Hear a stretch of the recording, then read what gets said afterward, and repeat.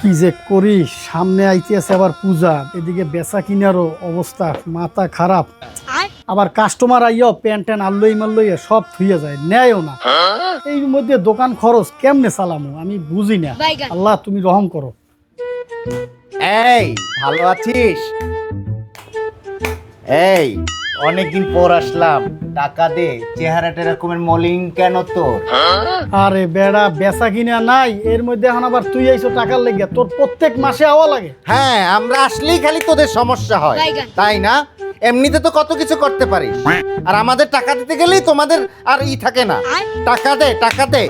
দাঁড়া, টাকা দেবো এরকম করে চাউকের লিগে? তোর কাজ নাই, তুই কাজ করে খাইতে পারো না? কে আমাদের কাজ দেবে? আমাদের কি কেউ কাজ দেয়? আমরা কি সমাজে মিশতে পারি? মানুষ কি আমাদের সাথে মেশে?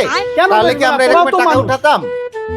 দাঁড়া রাখ, টাকা দিতে আসি, আর 2-3 মাসে আবি না। না না না, টাকা দিতে হবে, প্রতি মাসেই আমাকে টাকা দিতে হবে।